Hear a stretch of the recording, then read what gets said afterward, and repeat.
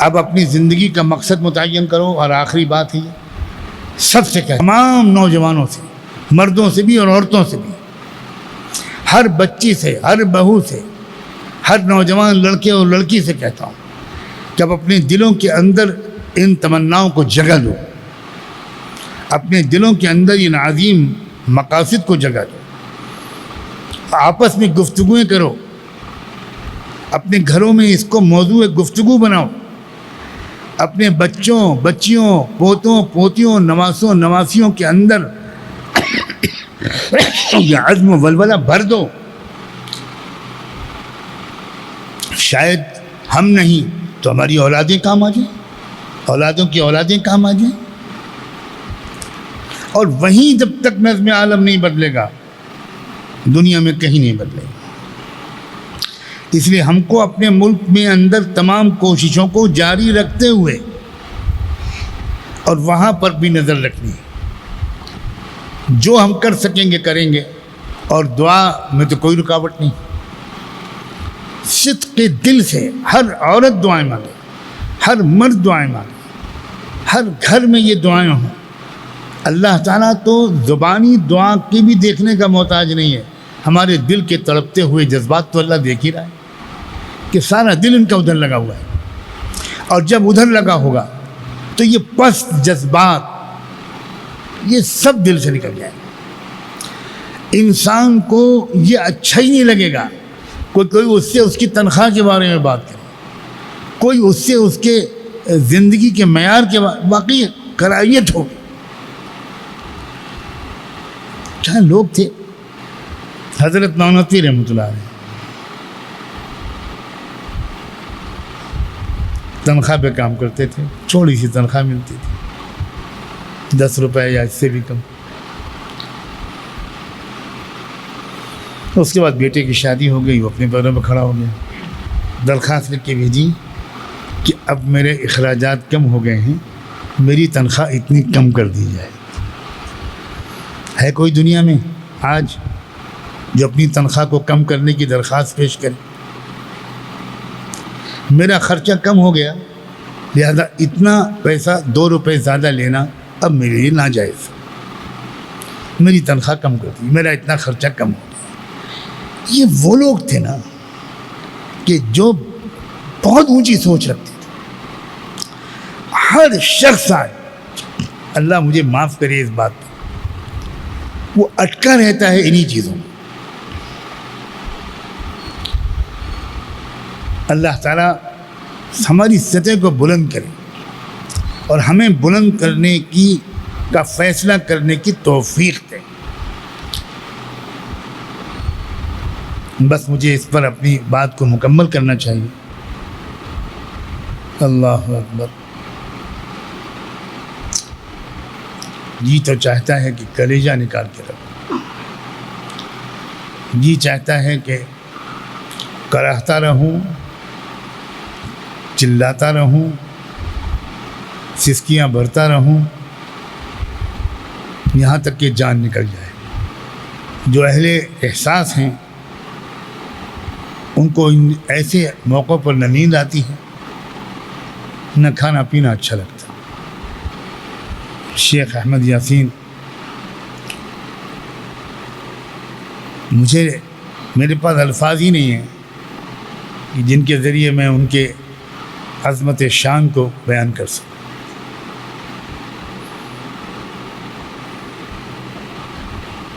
ایک ایسی نسل تیار کر گئے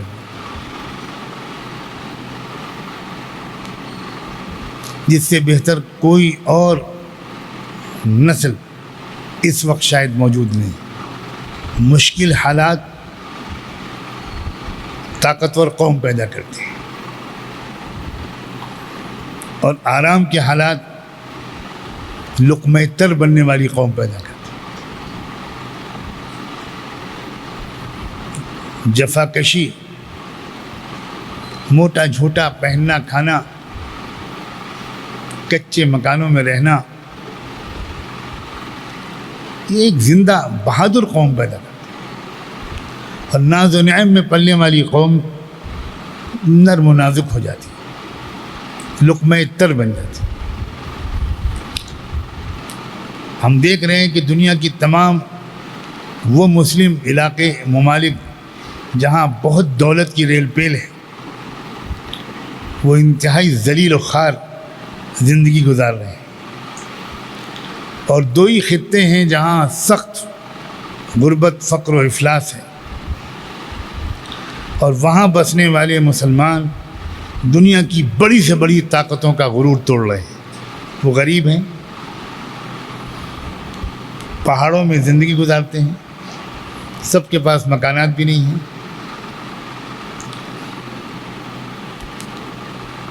بہت تنگی کی اور بڑی سادگی کی زندگی گزارتے ہیں۔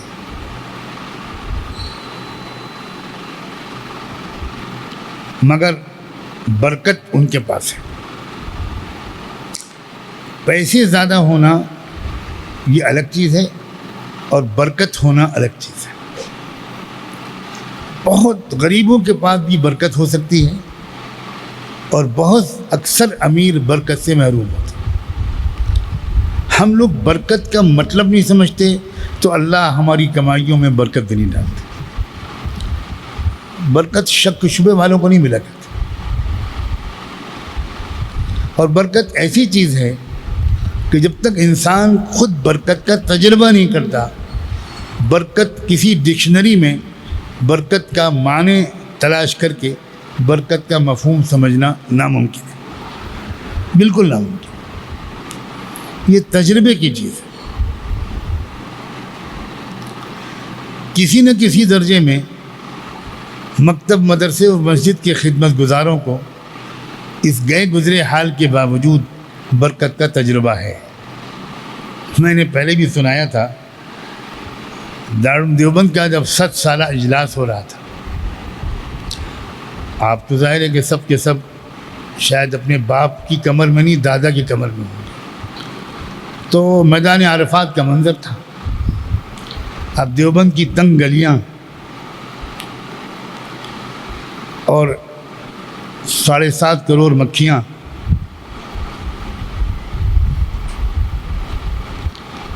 اور سخت گرمی، اور لاکھوں لاکھ لوگ، ان لوگوں میں ایک شخص پھنسا اور مرتے مرتے بچا، BBC کا نمائندہ مارک ٹیلی۔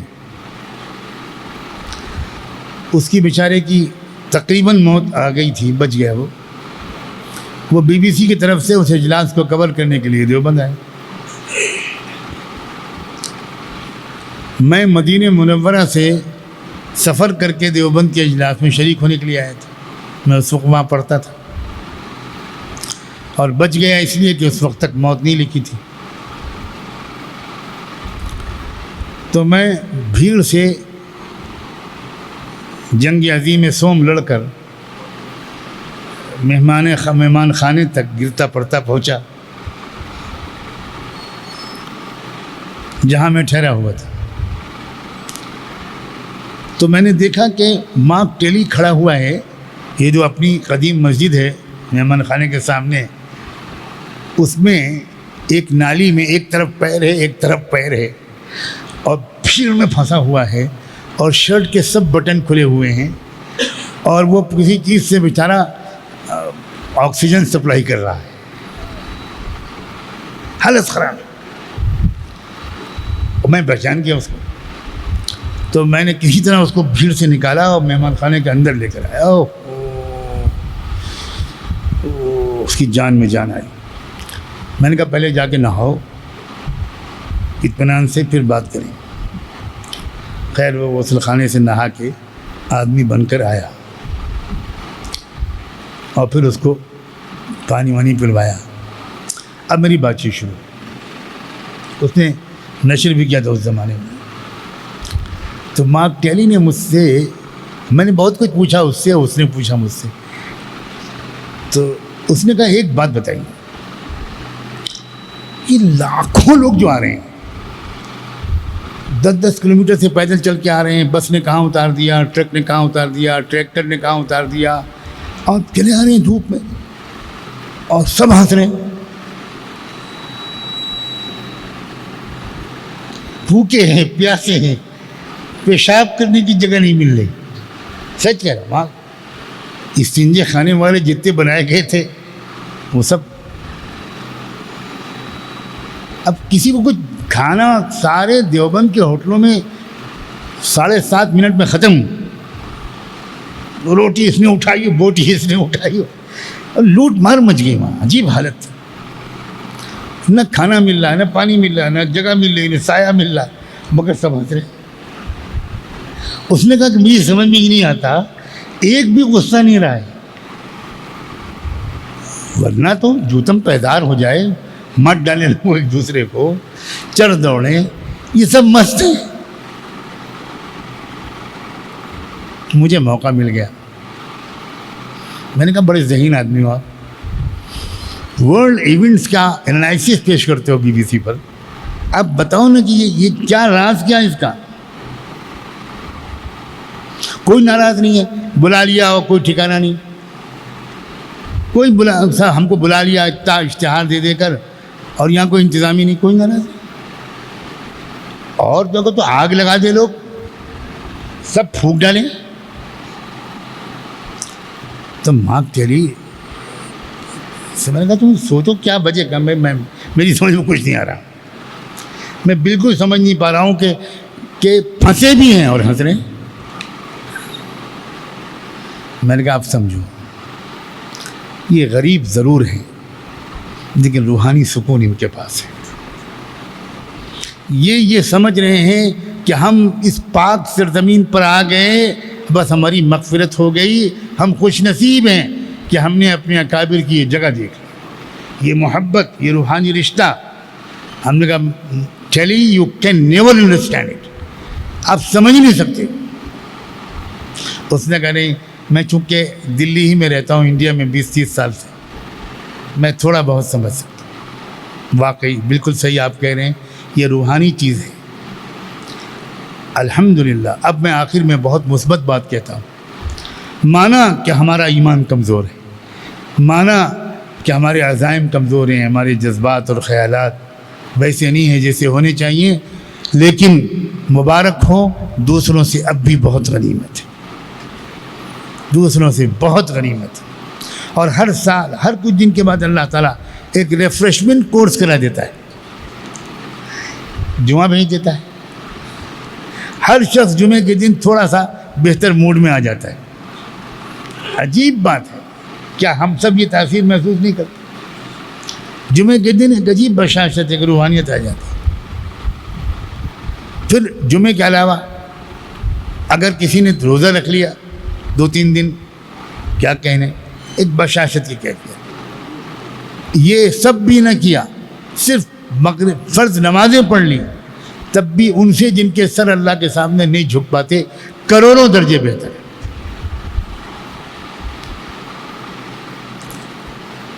اور پھر اس کے بعد اللہ پتہ نہیں کیا کیا بھیجتا رہتا ہے. شعبان کی رات آ گئی، رمضان آ گیا، پورا مہینہ غسل صحت ہو جاتا ہے، ایک روحانی غسل ہو جاتا ہے. تو یہ جو ہماری دوسروں کی بنسبت بہتر روحانی کیفیت ہے، اس کو بہت آگے بڑھایا جا سکتا ہے.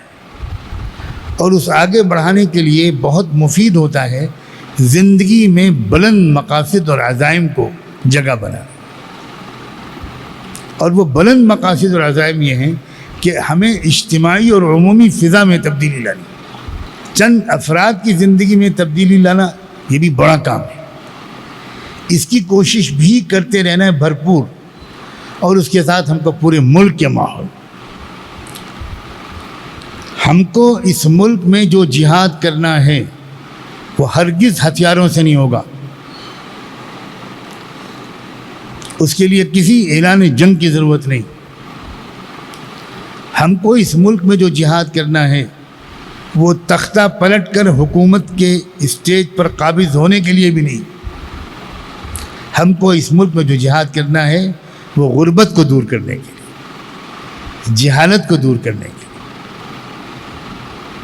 اور تمام قوموں کی غربت اور جہالت کو دور کرنے کے لیے. اس کے بہت مواقع ہمارے پاس ہیں.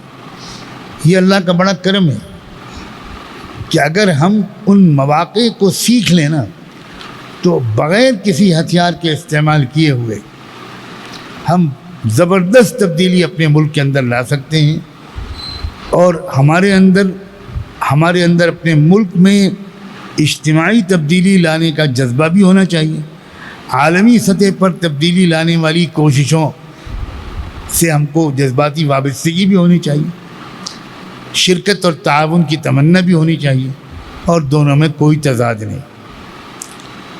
ایک سلیقہ حماس والوں سے یہ بھی سیکھنے کی ضرورت ہے، کیونکہ میں جانتا ہوں کہ یہ پورا مضمون مرتب انداز سے ہر دفعہ بیان کرنا مشکل ہوگا، کہ حماس کے لوگ جو میں الفاظ بار بار بولتا ہوں کہ دانشمندی اور حکمت اور حوصلہ اور ہمت دونوں چیزیں چاہیے، تو حوصلہ اور ہمت اور بہادری یہ تو دنیا ان کی دیکھ رہی ہے، لیکن کمال کی دانشمندی ہے، کمال کی پولیٹیکل میچورٹی ہے، سیاسی پختگی ہے ان کے اندر۔ انہی دنوں میں انہوں نے اپنا پورا سیاسی پلان شائع کیا ہے، انہی دنوں میں اس کے لفظ سے جہاں ان کی بہادری اور تعلق مع اللہ پر یقین وہ سب بھرپور طریقے پر جھلکتا ہے، وہیں ان کی دانشمندی کہ وہ دوست کو دشمن بنانے کے لیے بالکل تیار نہیں ہے، دشمن کو دوست بنانے کی انتھک کوشش آج بھی کر رہے ہیں۔ ایک لفظ ایسا نہیں بولتے۔ سعودی عرب کی اور دوسری بعض حکومتیں ان کے ساتھ جو سلوک کر رہی ہیں وہ ہم سب جانتے ہیں، اس کے باوجود وہ ان کے خلاف کوئی جذباتی باتیں نکال کر اپنی بڑاس نہیں نکالتے۔ خود فلسطین کی جو ایک جعلی حکومت ہے برائے نام، وہ تو بہت ہی سخت ان کو نقصان پہنچاتی ہے، اور اس کی اصل وفاداری دشمن کے ساتھ ہے نہ کہ ان کے ساتھ، لیکن وہ ان کے حق میں بھی کلمات خیر بولتے ہیں۔ یہ بڑی دانشمندی کی بات ہے۔ ہم لوگوں کو یہ سلیقہ بھی سیکھنا ہے کہ ہمیں بلا وجہ دشمن بڑھانے نہیں ہیں، دشمن کم کرنے ہیں۔ تو یہ ایک بڑی جامع قسم کی تربیت ہے، اور ضرورت ہے کہ آپ خاص طور پر ہمارے نوجوان علماء ایک ایک لفظ کی قدر کریں، ایک ایک بات کو غور سے سنیں اور اس کو حرز جان بنائیں۔ وہ لوگ بھی جو یہاں موجود ہیں، وہ جو دنیا میں کہیں بھی بیٹھ کر اس فقیر کی یہ آواز سنتے ہیں، باتیں سنتے ہیں، اللہ کرے کہ سب کے دل و دماغ پر اس کے صحیح نتائج مرتب ہوں۔ دعا مختصر سے ہوگی، لیکن دعا سے پہلے یہ بات بھی میں یاد دلا دوں کہ ہم تاریخ کے اس دور میں گزر رہے ہیں جس میں عجیب غریب بات یہ ہے ایک ایک کر کے علماء و صلحاء اللہ کو پیارے ہو رہے ہیں۔ یہ بڑا نازک ترین مرحلہ ہے۔ کئی سال کے عرصے میں اتنے علماء شاید داغ مفارقت نہیں دیتے جتنے پچھلے 1 سال 1.5 سال یا کچھ مہینوں کے عرصے میں۔ حضرت مولانا حمزہ حسنی رخصت ہوئے، حضرت مولانا قاری عثمان منصور پوری رخصت ہوئے، حضرت مولانا حبیب الرحمن صاحب محدث دارالعلوم وہ رخصت ہوئے، اور ابھی جو تازہ ترین حادثہ ہوا مولانا نذرالحفیظ صاحب میرے استاد تھے، وہ رخصت ہوئے، اور ہر 2-4 دن کے بعد کسی عالم کے رخصت ہونے کی خبر آ رہی۔ خود دارالعلوم دیوبند کے شاید 10-11 اساتذہ اس عرصے میں اللہ کو پیارے ہو۔ خود بڑا خلا ہے یہ۔ اس سے پہلے بھی کتنے حضرات جا چکے، حضرت مولانا مفتی سعید صاحب پالنپوری، مولانا ولی رحمانی، اور کون ان کے لیے دعا کا اہتمام اور اصال ثواب کا اہتمام کرتے رہنا ان کا ہم پر حق ہے اور ہمارا فرض ہے، اور دوسرے اللہ سے یہ دعا بھی مانگنا کہ ان کی خالی جگہ کو پر کرنے کے لیے ہمیں بھی قبول کر لیں۔ اللہ اکبر، سبحان اللہ وبحمدہ، سبحانک اللہم وبحمدک، نشہد ان لا الہ الا انت، نستغفرک ونتوب الیک۔ اللہم صلی علی سیدنا محمد وعلی آل سیدنا محمد وبارک وسلم۔ ربنا ظلمنا انفسنا وإن لم تغفر لنا وترحمنا لنكونن من الخاسرين فلا تجعلنا من الخاسرين۔ اللهم إنك عفو كريم تحب العفو فاعف عنا۔ ربنا لا تؤاخذنا إن نسينا أو أخطأنا، ربنا ولا تحمل علينا إصرا كما حملته على الذين من قبلنا، ربنا ولا تحملنا ما لا طاقة لنا به، واعف عنا واغفر لنا وارحمنا أنت مولانا فانصرنا على القوم الكافرين۔ اللہ، ہم آپ کے بندے، آپ کی بندیاں آپ کے حضور میں حاضر ہیں، ہمارے مردہ دلوں کو زندہ کر دیجئے، ہمارے مردہ دلوں کو زندہ کر دیجئے، حمیت پیدا کر دیجئے، غیرت عطا فرما دیجئے، اے اللہ شجاعت عطا فرما دیجئے، اے اللہ اللہ شجاعت اور بہادری عطا فرما، بلند عزائم نصیب فرما، عالی ہمت نصیب فرما، بلند مقاصد کے لیے جینے اور مرنے کی تمنا ہر تمنا پر غالب فرما۔ اے اللہ اے اللہ اے اللہ اے اللہ، روئے زمین پر ہر جگہ، اور اللہ خصوصاً ہمارے ملک میں، اے رب کریم، ایک وفادار ایک صاحب صدق و صفا اور قربانیاں دینے والی جماعت اے اللہ کھڑی کر دیجئے۔ اے رب کریم، ہم سب کو اس جماعت میں شامل کر دیجئے۔ اے اللہ ہمیں شکست خوردگی سے بچا، بزدلی سے بچا، حقیر تمناؤں سے بچا، شہوتوں کے غلبے سے بچا۔ اے اللہ شہوتوں کے غلبے سے بچا۔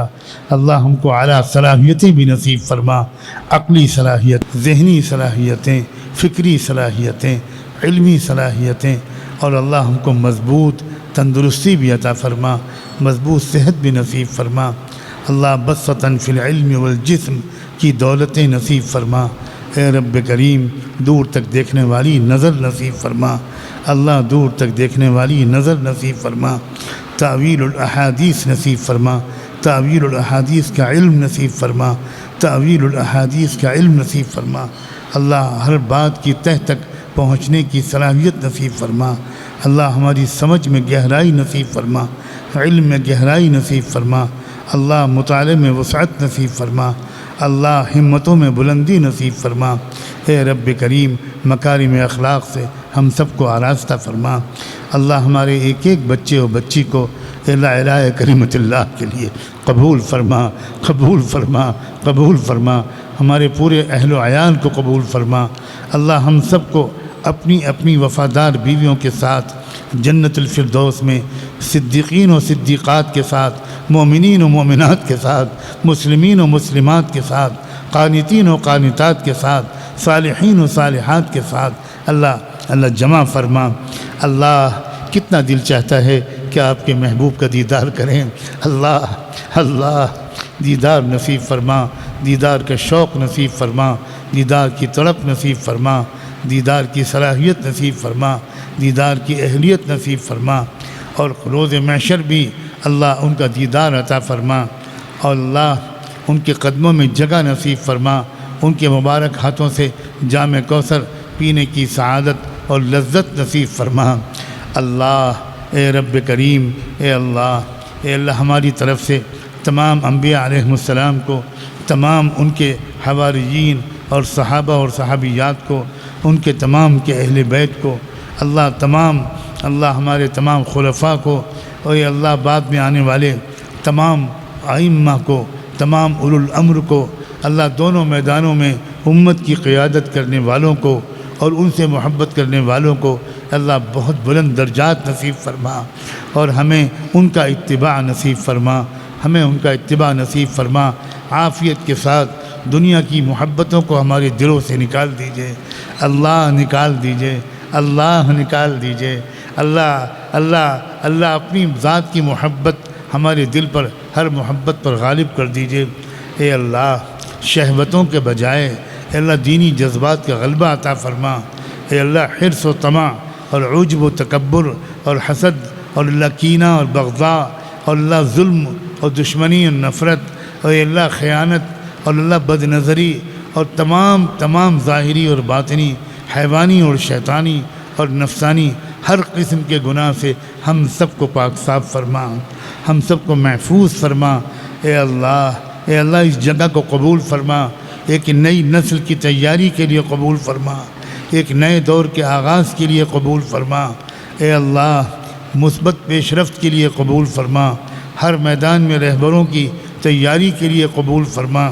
اے رب کریم، اے اللہ ہمارا یہ ملک بڑی صلاحیتیں رکھتا ہے، اے اللہ اس کو بھی اللہ تمام باشندگان ملک کو صحیح راستے پر چلنے کی توفیق عطا فرما، اس ملک کو ترقیاں نصیب فرما، اس ملک کی ترقی کے لیے ہمیں اپنی جان مال قربان کرنے کی توفیق عطا فرما۔ اے رب کریم نفرتوں کا جواب محبت سے دینے کا سلیقہ سکھا دیجئے۔ اے اللہ ناقابل برداشت چیزوں کو برداشت کرنے کا حوصلہ بھی عطا فرما دیجئے، حوصلہ بھی عطا فرما دیجئے۔ بار الہہ ایک بار ہم سب کو ایک خاص کرم کی نظر سے دیکھ لیں۔ اے اللہ کیسے خوشامد کریں، کیسے خوشامد کریں کہ آپ متوجہ ہو جائیں۔ اللہ آپ نے بلایا ہے اتنی دیر کمزوری کے باوجود۔ اے اللہ جو سمجھ میں آیا آپ کے اس کمزور بندے نے کہا، جو صحیح ہو اللہ اس سب کے ذہنوں میں بٹھا دیجئے، جو غلط بات ذہنوں سے نکلی ہو کہنے والے کو معاف کر دیجئے، اور کہنے والے اور سننے والوں کے ذہنوں سے اس غلط بات کو ہمیشہ کے لیے عافیت کے ساتھ مٹا دیجئے۔ بار الہہ اور کس سے کہیں، یہی تو ہیں، جیسے بھی ہیں یہی تو ہیں۔ اللہ انہی کو مخاطب بنا کر آپ کا بندہ کچھ کہہ لیتا ہے، اپنے غمگین دل کے تسلی کا سامان کر لیتا ہے۔